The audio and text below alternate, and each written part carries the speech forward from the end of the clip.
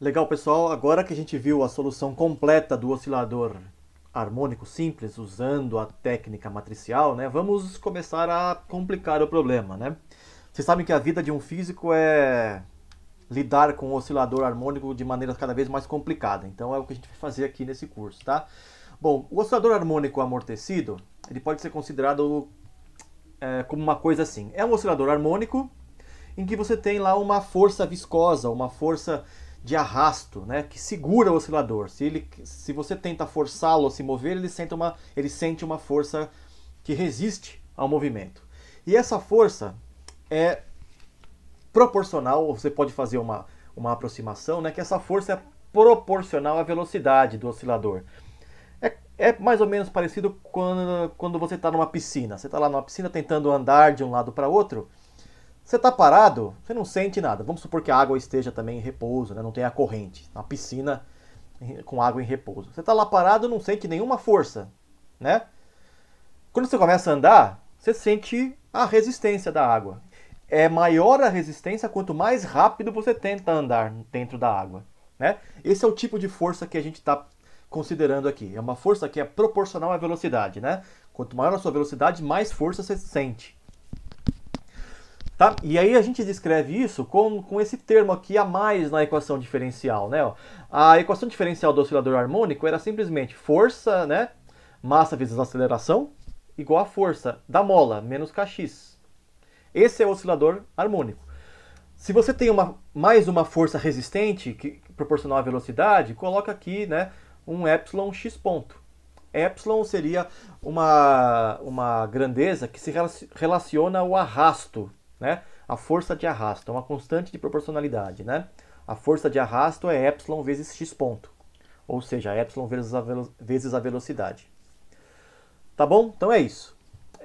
De resto, continua muito parecido, né? Você tem aqui, nesta posição aqui, a mola está relaxada, e aí você tem um certo deslocamento para a direita ou para a esquerda. Para a direita é positivo, para a direita é negativo. Só que além disso tem essa força que segura a mola ali. Não deixa ela ir tão rápido quanto ela gostaria, né? Bom, vamos fazer o seguinte. Vou pegar esta equação aqui e dividir tudo por m, né? Que é a mesma daqui de cima. Ó. Por m, por m, por m. Né? Bom, este K sobre m é um velho conhecido nosso, é a frequência natural de oscilação da mola, né? Da mola e da massa m. Se não tivesse a força de arrasto, seria a frequência de oscilação natural do oscilador mesmo. E esse outro termo, né, o epsilon sobre m, eu vou chamar de 2eta. Por que 2? É para facilitar as contas que eu vou fazer daqui para frente, tá? Mas não tem nenhum sentido muito físico nesse 2 aí não, é só para simplificar as equações, tá? Então, bom, aqui m sobre m vai dar 1, menos k sobre m vai dar menos ômega zero ao quadrado, epsilon sobre m, 2eta. Então eu reescrevo a minha equação diferencial assim, ó, tá? E é com essa daqui que a gente vai trabalhar, tá? A aceleração é igual a uma constante que multiplica a posição, menos outra constante que multiplica a velocidade, tá?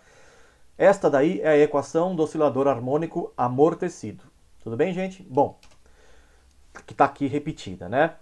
Agora eu vou fazer a mesma estratégia de antes, que é tentar colocar tudo em forma matricial. Eu vou usar a mesma estratégia. Chama o x ponto de velocidade, né? Ou seja, x ponto, que é o dx dt, né? Chama de velocidade. E daí, a velocidade ponto seria o d2x dt2, né? Que é o x dois pontos. Essa é a estratégia. Aí monta o vetorzinho aqui, ó, x ponto, v ponto, coloca isso em função de um xv com uma matriz aqui no meio, né? Então, e chama isso aqui de y ponto, esse aqui de w, esse aqui de y. É igualzinho antes, percebe? E, bom, qual é a matriz aqui então? Bom, basta você ver, né? Se o x ponto é v e o v ponto, deixa eu apagar para simplificar, vai. Se o x ponto é v, o v ponto é o x dois pontos, né? X dois pontos é isso aqui. Daí eu tenho isso aqui. Percebe? Então esse aqui é o meu sistema. Ó. X ponto, V ponto. é alguma coisa que multiplica xv. Da primeira equação aqui, ó, eu tenho 0x mais 1 vezes v, ok, né? X ponto é v. E aí o v ponto, que é o x dois pontos, vai dar menos ômega zero ao quadrado x, menos 2 zeta v, que é exatamente o que está aqui, né? Tudo bem? Tá aí, né? O problema agora está em forma matricial. Exatamente como eu fiz no caso do oscilador harmônico simples. A única diferença é agora a matriz que eu tenho que usar aqui, ó. A matriz mudou, mas o problema é o mesmo, tá? A matriz W aqui, né, mudou. Mas o método de solução vai continuar o mesmo, tá bom? Que é o quê, né? Qual é o método de solução? Usar uma solução teste, propor uma solução teste e encontrar as constantes que eu inventei ali na solução teste. A solução teste é a mesma de antes, porque o problema continua o mesmo, né? O y ponto igual a wy. E eu vou testar a mesma coisa de antes. É um vetorzinho aqui, a vezes o e a ômega t. Eu tenho que achar o valor de ômega e o valor do vetorzinho a, o a1 e o a2. Faço exatamente a mesma coisa que antes. E agora veja, né?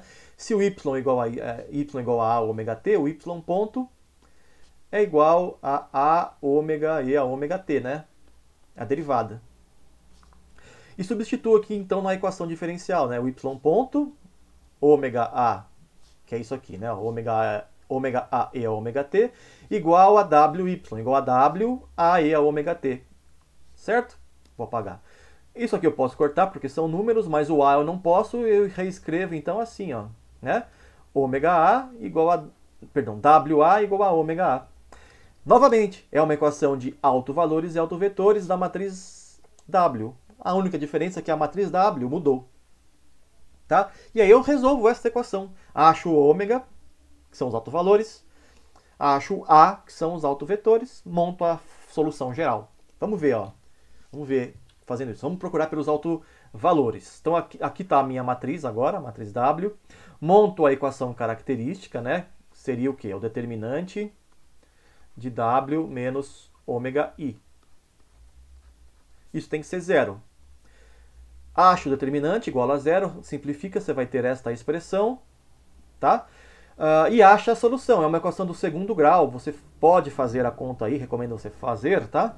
Você vai achar isto aqui para ômega, tá? E aí tá a explicação de por que eu usei o epsilon sobre m igual a 2 zeta, porque vai acabar cancelando um monte de número 2 aí que aparece nessa equação, ela fica mais simples. Tudo bem? Então, de novo, né, eu tenho uma matriz 2 por 2, aqui eu tenho dois autovalores, né? Um com sinal positivo aqui e o outro com sinal negativo antes dessa raiz. Tudo bem? Bom, eu vou chamar este termo que aparece aqui dentro da raiz, tá? O módulo disso de delta, tá? Delta ao quadrado é eta ao quadrado menos ômega zero ao quadrado em módulo, né? Tá? Só para eu poder separar em três situações. Porque, veja, essa raiz aqui, dependendo do sinal deste número que está dentro da raiz, tá? O ômega pode ser um número complexo ou um número real. Né? Se o eta ao quadrado menos ômega zero ao quadrado é maior que zero, essa raiz vai me dar um número real, o ômega então vai ser real. Se o eta ao quadrado menos ômega zero é negativo, isso vai me dar uma raiz de um número negativo que é um número imaginário, né? E aí, portanto, o ômega vai ser um número complexo. Tá? E, portanto, eu vou definir o módulo do que está dentro da raiz, vou chamar isso de um delta ao quadrado, tá? Né? Porque se o delta é real, delta ao quadrado é sempre positivo, né? E o módulo de um número também é sempre positivo. E aí vamos separar aqui em três casos. No caso 1, ó, quando esse número aqui é positivo, que eu não tinha falado, né? Quando isso é positivo, raiz de delta ao quadrado é delta, né? Eu tenho então duas soluções possíveis, menos eta mais ou menos delta, né? E as duas são reais, os dois autovalores são reais. O segundo caso é quando o número dentro da raiz é negativo, né? E aí eu vou ter isso aqui, né? O delta, lembrando que é o módulo disso, né? Eu vou ter então ômega igual a menos eta mais ou menos raiz do que está lá dentro, né? Se esse número aqui é negativo, isso é igual a menos delta ao quadrado. Isso aqui é igual a I delta, né? I delta. Então eu tenho agora, neste caso, dois autovalores complexos, menos eta mais ou menos I delta. E o último caso é quando este número aqui é zero, né? Raiz de zero é zero, eu tenho um único autovalor, ômega igual a menos eta. Tá bom? São as três situações possíveis, tá?